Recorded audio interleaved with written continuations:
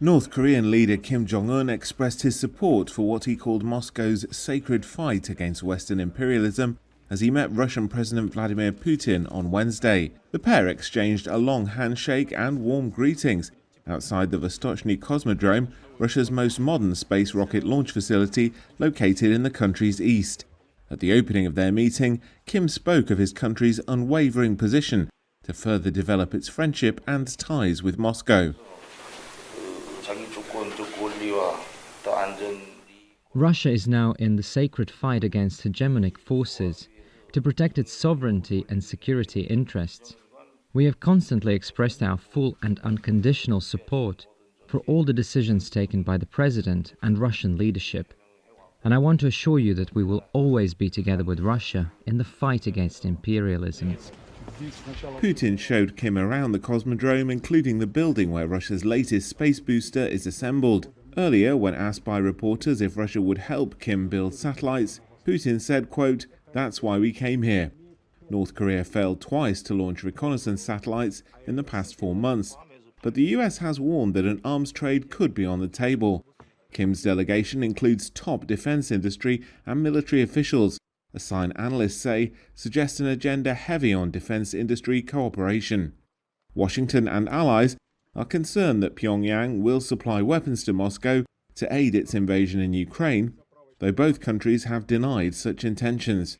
Meanwhile, just an hour before the highly anticipated meeting, North Korea launched 2 short-range ballistic missiles, according to South Korean and Japanese authorities.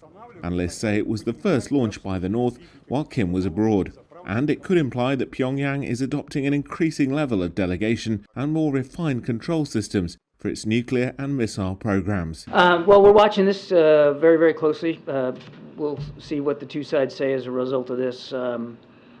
As I've said before, we continue to urge North Korea to meet its public commitments not to support Russia's war in Ukraine. No nation on the planet, nobody, should be helping Mr. Putin kill innocent Ukrainians.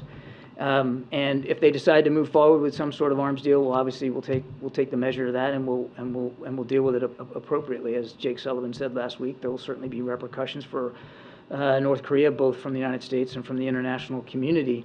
As for what either side will get out of this, again, I think we have to watch and see what actually comes out of this discussion. We obviously have concerns about any burgeoning defense relationship between North Korea and Russia. Again, it remains to be seen what either side, A, wants out of this, and B, will get out of it. These are not two countries that work well with others, and they don't really have all that much trust and confidence in each other. So we'll have to see. But certainly, any arrangement that would improve North Korea's military capabilities certainly would be of significant concern to us. When you see Kim Jong-un vowing to provide full, unconditional support for Russia's so-called sacred fight to defend its security interests, which of course is not what it's doing with respect to the war in Ukraine. That of course is troubling.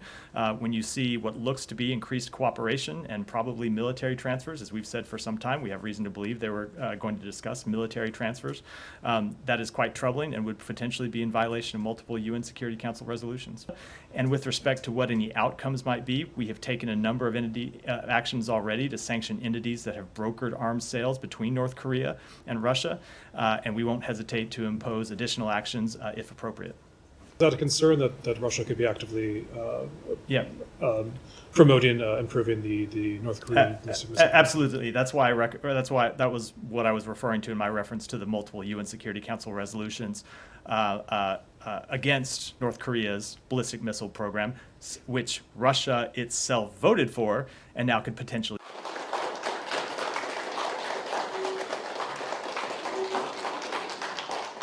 방금 나는 푸틴 동지와 조선반도와 유럽의 정치 군사 정세에 대해서 심도 있게 토의했으며 주권적 권리와 안전을 수호하고 지역과 세계의 공고한 평화를 담보하기 위한 투쟁에서 전략전술적 협동과 지지 연대를 가일층 강화해 나갈 때 대하여 만족한 견해 일치를 보았습니다.